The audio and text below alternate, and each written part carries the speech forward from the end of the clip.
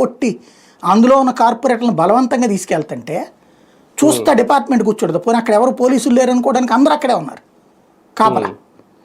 ఇక్కడ వీళ్ళది కూడా ఏంటి, ఎంపీటీసీలకు రక్షణ కల్పిస్తామని తీసుకెళ్లి తెలుగుదేశం వాళ్ళ దగ్గర వదిలేస్తారా? అంటే క్యాంప్ రాజకీయాలు అనేది ఒక పార్టీకి ఏం పరిమితం కాదు. క్యాంప్ రాజకీయం ఎందుకు అవుతుంది? అది తన కార్పొరేటర్లు అందరూ తను వెళ్తున్నారు, పోలీసులు సెక్యూరిటీ కల్పిస్తామన్నోళ్ళు తెలుగుదేశం వాళ్ళకి ఎట్ట అప్పచెప్పేస్తారు? ఏ విధంగా అప్పచెప్తారు? అసలు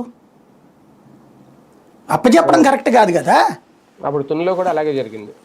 నువ్వు భద్రత కల్పించాల్సిన పోలీసులు అవతల వాళ్ళతో కొలైడ్ అయితే ఇంకేంటి? అప్పుడు డెమోక్రసీ ఎక్కడుంది? అప్పుడు ఏం చేయాలి? నాయకులు నిలబడాలా? అప్పుడు తునిలో అతను కూడా తిరగబడ్డాడు కదా. తిరగబడ్డారు, వాళ్ళందరూ కూడా గదిలో పెట్టి బంధించేశారు కదా, చుట్టూ పోలీసులు సెక్యూరిటీ వాళ్ళకి రానివ్వలేదు ఎవరిని. కాబట్టి పోరాటం బిగిన్ అయింది. ఇప్పటిదాకా ఏంటి అంటే కొంత వాళ్ళకి టైం ఇద్దాంలే, మనోళ్ళు తప్పులు చేశారు కదా అని వదిలేశారు ఈ నాయకులు. ఇప్పుడు ఎంతకాలం చూస్తా ఊరుకుంటారు ఇక?